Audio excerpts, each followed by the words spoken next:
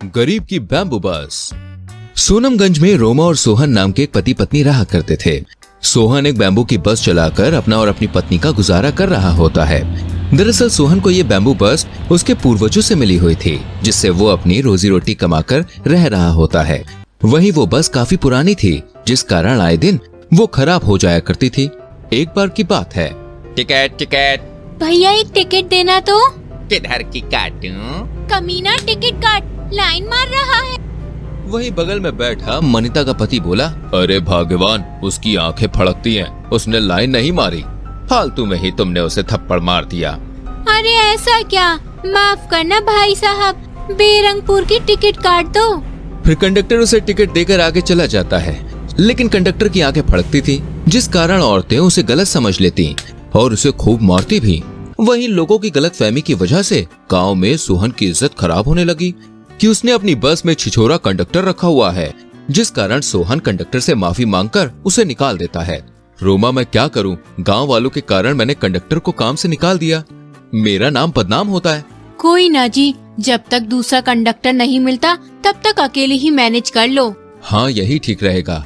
ओखली में सर दिया है तो मूसल का क्या डर। फिर सोहन अकेले ही बस हैंडल करने लगता है।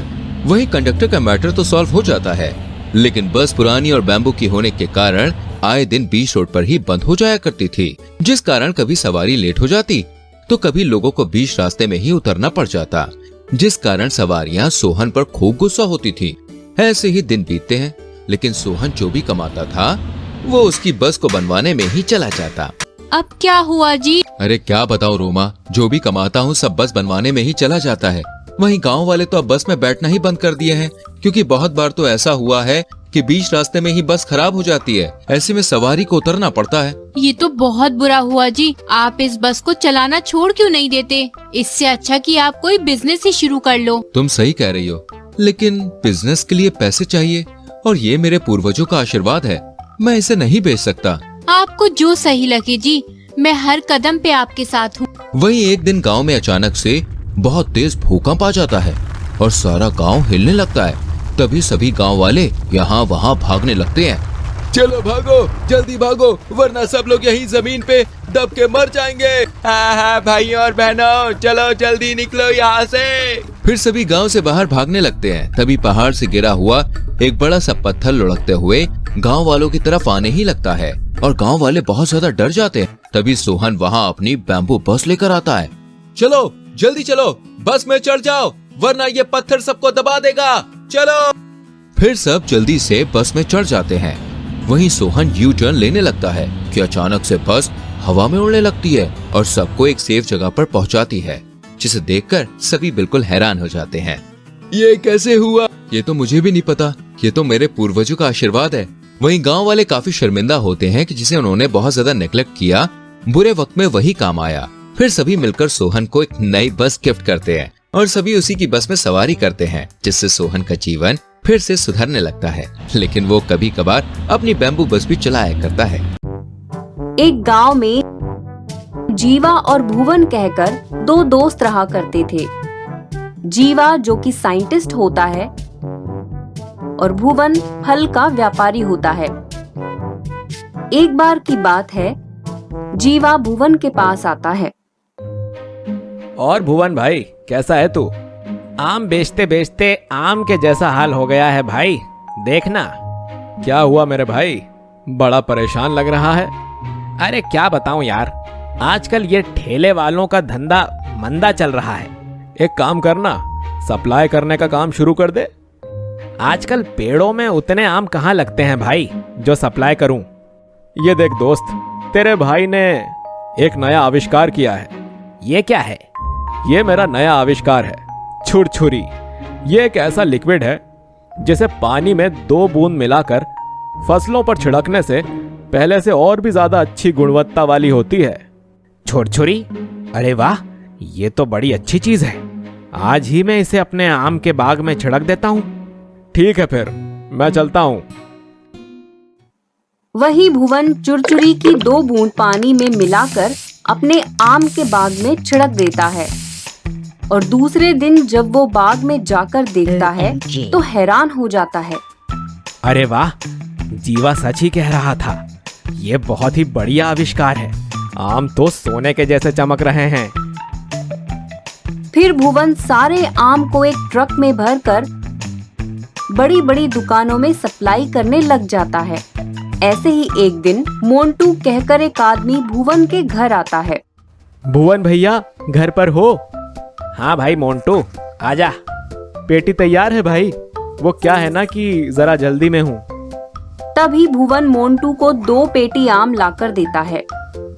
ये ले, एकदम ताजे रसीले आम हैं। शुक्रिया भाई, पेमेंट मैंने फोन पे पर कर दिया है। चलो अब मैं चलता हूँ। अब भुवन को धूप में घूमकर ठेले पर आम बेचने की चिंता भी नहीं होती। वहीं वो आराम से लोगों के जरिए आम दुकानों तक पहुंचा देता। एक दिन की बात है, भुवन का कॉम्पिटिटर कन्ना आता है। अरे ओ रंगीला, ये मार्केट में कोनो नया कंपेटिटर आया है का? दादा नया नहीं, तगड़ा कंपेटिटर है। अरे 2 दिन में मार्केट की सारी दुकानें हड़प गया है।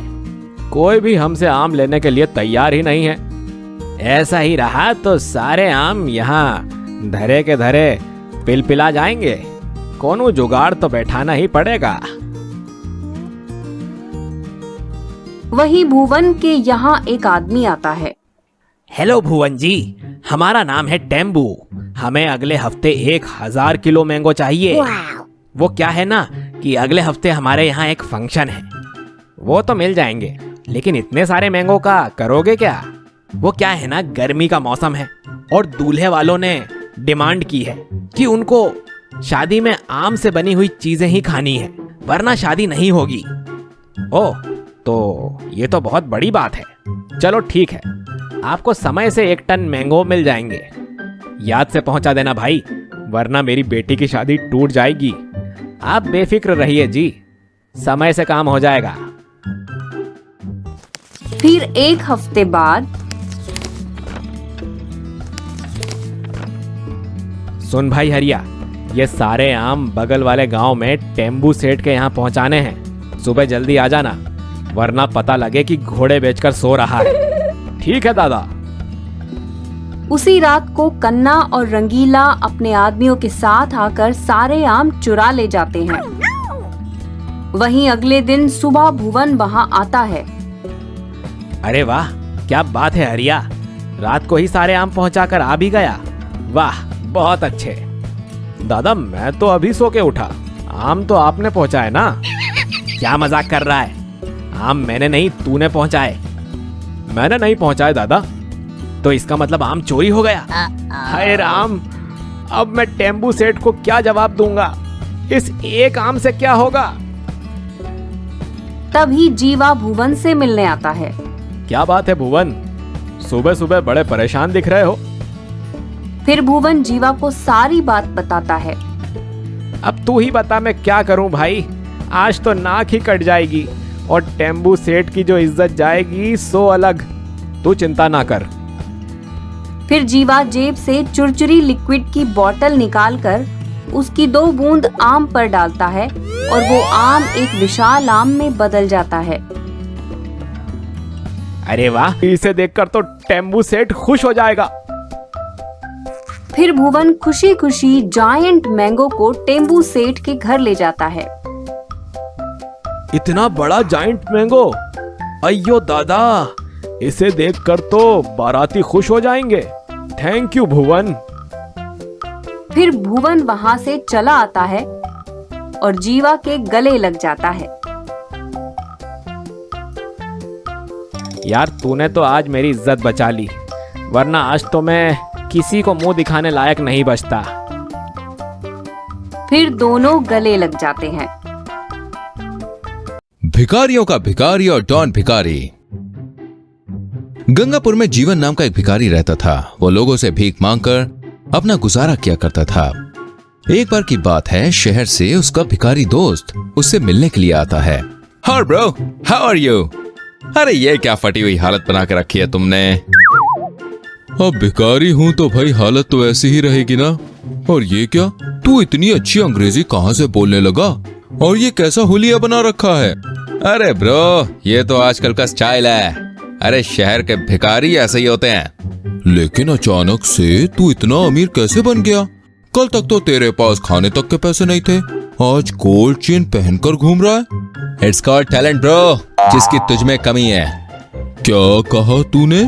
अरे मेरा मतलब है कि तेरा भाई आ गया है ना, अब मैं तुझे सिखा दूंगा कि कैसे पल भर में गरीब से अमीर भिखारी बने। बोले तो स्टेट भिखारी टू नेशनल भिखारी। तो क्या फिर मैं ऑल इंडिया भिखारी फाउंडेशन का लीडर भी बन सकता हूँ? अरे लीडर नहीं, मालिक बन सकता है यार तू। तो बताओ जरा कैसे? ऐसी कौन सी बूटी है तेरे पास जिससे मैं रातों रात जाना माना भिखारी बन जाऊं? ओह, दैट्स ग्रेट आइडिया। अब तो सोना ही सोना। फिर दोनों एक कपड़ों की दुकान पे जाते हैं। अल्लाह के नाम पर हमें 2 जोड़ी सूट दे दो। अरे ये पागल वागल हो गया क्या? अरे भाई भीख में सूट बूट कौन मांगता है? अरे मैं अपने लिए नहीं मांग रहा हूँ, मेरे बॉस के लिए मांग रहा हूँ। तुम्हें पता नहीं मेरा बॉस कौन है? अरे जो भी है तुम्हारा बॉस, मुझे क्या? आई एम दी बॉस, मैं हूँ boss, one and only all India भिखारी फाउंडेशन का ओनर। अच्छा अच्छा अच्छा, तो वो आप ही हैं जिसने कुछ दिन पहले मेरी दुकान उठवा ली थी। अरे सर जी, आपको जो चाहिए ले जाइए, बस मेरे साथ कुछ ना करना। क्यों भाई, मेरे बॉस को देखकर निकल गई ना तेरी हवा? चल चल, अब जल्दी से 2 ब्रांडेड सूट दे। फिर दुकानदार उन्हें सूट देता है और वो वहां से चले जाते हैं। अरे वाह भाई, तुसी तो ग्रेट हो, क्या एक्टिंग किया यार। बस ऐसी एक्टिंग करते रहो, बाकी सब मैं संभाल लूंगा। इसके बाद दोनों भिखारी एक ढाबे में सूट बूट में जाते हैं। अरे सर, आप यहाँ बैठो, मैं अभी आया। अरे ओ भाई, हमारे साहब के लिए स्पेशल थाली तैयार करो। कौन है तुम्हारे साहब? अरे वो देखो, वहां बैठे हैं, ऑल इंडिया भिखारी फाउंडेशन के ओनर हैं। अभी कल ही 2 दुकानदारों को भीख न देने के जुर्म में जेल करा के आए हैं। अब जाओ, जल्दी से लेकर आओ। अरे देख कर तो वाकई अमीर लग रहा है। अच्छा बिल बनाऊंगा आज, लेकिन संभल कर, वरना कहीं मुझे ही अंदर ना करवा दे। ऐसा कहकर ढेर सारा खाना उसके सामने ले जाकर वो रख देता है। और फिर दोनों भिखारी देखते ही देखते सारा खाना खा जाते हैं। खाना तो ऐसे खा रहे हैं जैसे सदियों से भूखे हो, लेकिन मुझे क्या, मुझे तो मेरे पैसों से मतलब है। कुछ देर के बाद, आज तो खाने में मजा ही आ गया, खाना काफी लाजवाब था भाई। चलो अब हम चलते हैं, फिर कभी आएंगे। अरे सर, मेरे पैसे तो दे दो। तुम्हारी इतनी हिम्मत कि तुम मुझसे पैसे मांगते हो? सर कलम करवा देंगे तुम्हारा। इतने बड़े आदमी हो और हरकतें बिल्कुल भिखारियों वाली हैं, तो भिखारी ही समझ लो। फिर जीवन और डेविल वहां से भाग जाते हैं। ऐसे ही रोजाना दोनों जगह जगह जाकर लोगों को ठगने लगते हैं। फिर एक दिन, अरे वाह डेविल, तू तो ग्रेट है ब्रो, वाकई तेरे आइडिया से पैसा और अच्छा खाना दोनों ही मिलने लगा। अरे ब्रो, ये तो कुछ भी नहीं है, अब आगे आगे देख होता है क्या। तभी वहां पुलिस आ जाती है। क्यों भाई, इनमें से ऑल इंडिया भिखारी फाउंडेशन का मालिक कौन है? अरे क्या हुआ सर? कुछ नहीं, उनकी बहुत तारीफ सुनी है, उनसे मिलना था। अच्छा ऐसा है क्या? मैं हूँ वो महान इंसान। अच्छा, तो वो तुम हो? अगर वो तू ही है तो ये कौन है? साले, तूने बहुत लोगों को बेवकूफ बनाया है, ऊपर से मेरे नाम पर दहशत बना दी लोगों में। इंस्पेक्टर साहब, ले जाओ इन्हें। फिर पुलिस दोनों को ले जाकर जेल में बंद कर देती है। अरे यार, जिंदगी बर्बाद हो गई। आपकी मेहरबानी से